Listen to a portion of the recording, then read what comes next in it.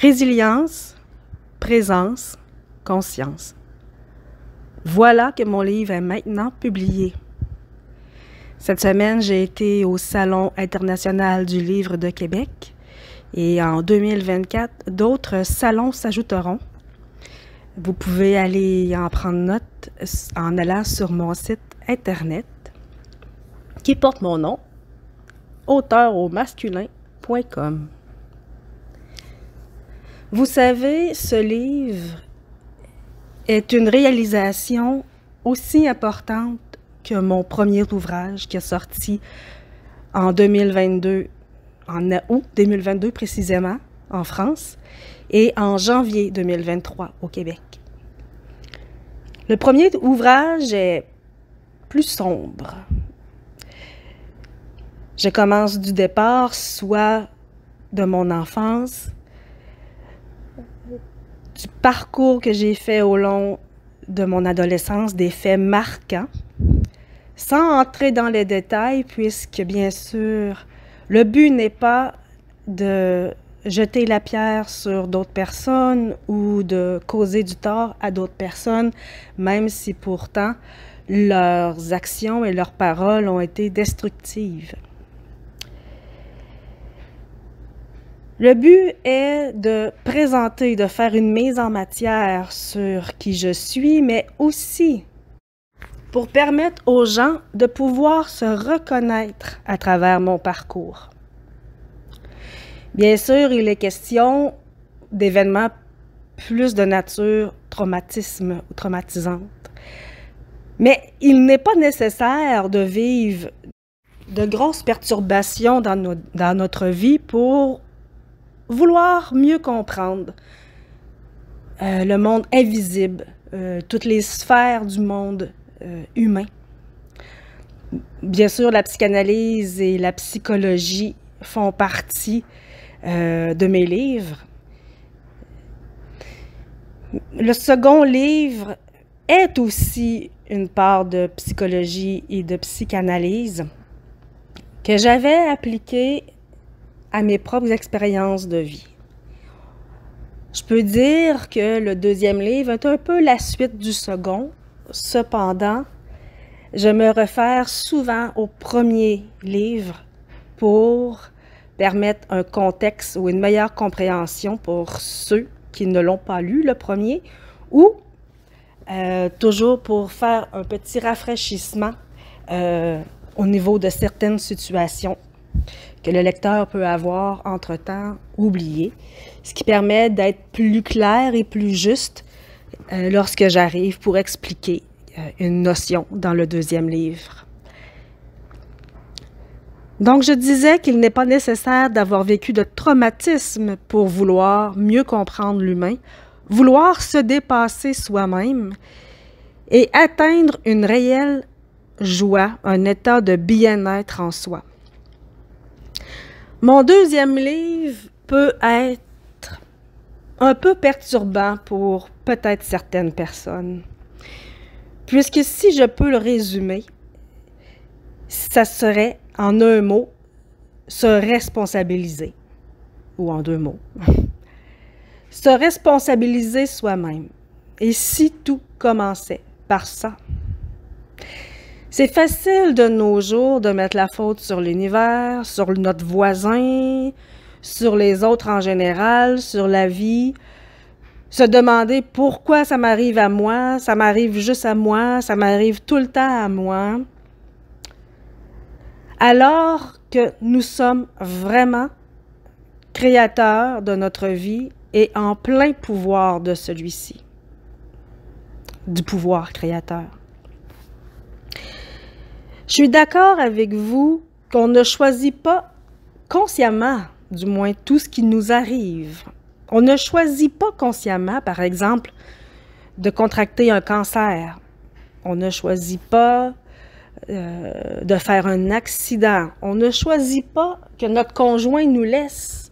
On ne choisit pas que notre patron nous fasse pas confiance. Par contre, nous avons vraiment un libre arbitre face à tout ce que la vie peut amener sur notre route. Et c'est autour de ça qu'est construit mon deuxième livre. Une ouverture de conscience qui commence par l'introspection. Parce que pour être conscient, il faut commencer par se connaître vraiment soi-même, poser nos limites, apprendre à s'aimer et à s'accepter, apprendre à accepter ce que l'on ne peut pas changer en nous et accepter ce qui est et qu'on peut changer malgré tout. On vit dans un monde où souvent nous recherchons à combler nos manques et nos déséquilibres en voulant compenser par des choses autour de nous et non en nous. Exemple, la surconsommation ou les dépendances, même la dépendance affective, sont tous des moyens reconnus par la psychologie, peut-être même plus la psychanalyse, pour décrire la façon que l'on a de remplir les besoins, les manques, les blessures que l'on porte en soi. Comment on remédie de façon saine à ces déséquilibres en nous? Comme je le disais, oui, il y a une part d'introspection qui se fait par méditation. Le but est de réapprendre à avoir le contrôle sur nos idées, nos pensées. Puisque ces dernières sont construites avec ce que le cerveau connaît, avec nos expériences de vie de notre naissance jusqu'à maintenant. C'est pas facile de s'entendre penser, mais c'est réalisable. Si d'autres avant nous ont été capables de le faire, dites-vous que nous en sommes capables, nous aussi. C'est la première étape d'une libération intérieure. Puisque ces pensées, cette auto-analyse aussi de nos comportements et de nos paroles avec soi-même, mais aussi en partage avec les autres ou le monde extérieur en général, vient nous apprendre beaucoup de choses. Exemple, si on a vécu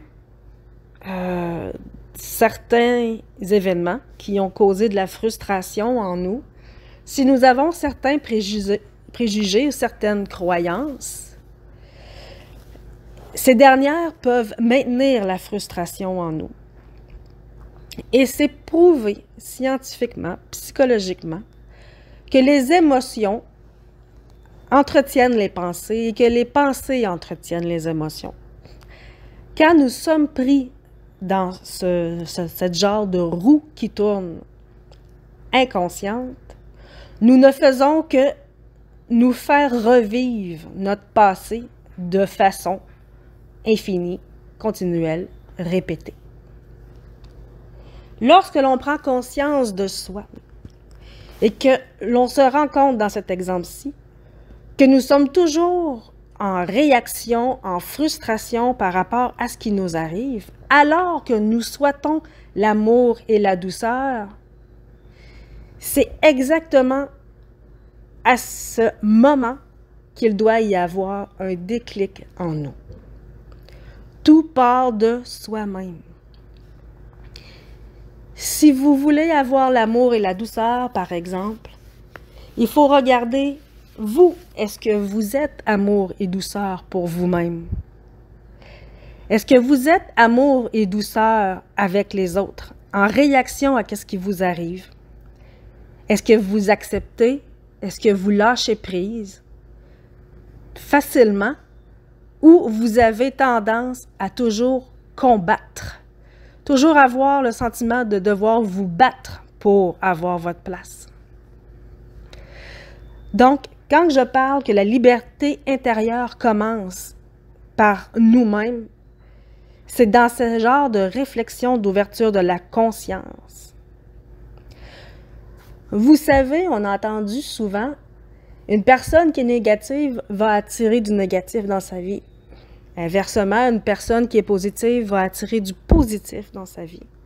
C'est exactement le même principe, sauf qu'il y en a un qui reste des paroles et un concept que tout le monde va croire, alors que s'intérioriser et prendre vraiment conscience de soi, est-ce que l'on reflète ce que l'on veut réaliser? Est-ce que je suis douce et amour alors que je cherche de la douceur et de l'amour dans ma vie, une légèreté d'exister? Ou je suis plutôt lourde de mes pensées, lourde de chagrin, de blessures pas guéries? Il y a vraiment un travail à faire où ce que notre ego ne doit plus exister une fois rendu à cette phase-là d'ouverture de la conscience. Parce qu'elle vient accepter, nous venons accepter nos ombres et nous venons travailler avec elles. Il n'y a plus question d'ego, il n'y a plus question de bataille, il n'y a plus question de prouver à qui que ce soit, encore moins à soi-même. Qui nous sommes parfaits, nous sommes beaux, nous sommes meilleurs que notre voisin, nous sommes... Non! Vous êtes en relation avec vous-même, dans la profondeur de l'âme avec vous-même, où l'amour profond vous conduira à une conscience différente.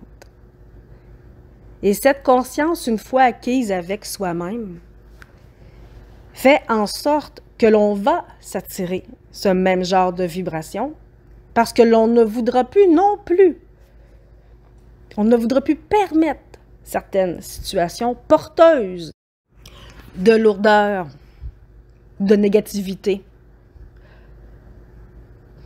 Mon deuxième livre, Résilience, présence, conscience, est la résilience que la maladie suite à de la violence psychologique, un peu physique. Une autre maladie plus tard, à l'âge adulte, où j'ai appris à faire du ménage dans mes croyances familiales, les croyances aussi sociétaires, que je m'étais rendu compte à 30 ans que plus j'allais essayer de vivre dans un moule, où le paraître, la rapidité à exister, le besoin d'attention, le combat à être est présent, plus j'allais être malade. Donc, à 30 ans, mon épuisement a vraiment été la porte de ma liberté. Si je dédie mon livre à Nana Mouskouri, c'est que depuis mes 8 ans, elle est mon âme jumelle. Pour que j'en arrive à écrire des livres et à débattre, si on peut dire, de sujets tels que la conscience, l'amour, le respect, le moment présent, c'est que pour moi, ça a toujours été une priorité, le sens vrai à la vie.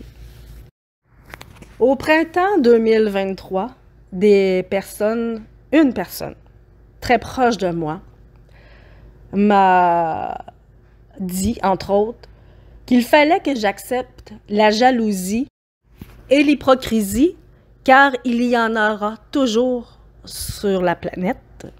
Alors, il fallait faire avec.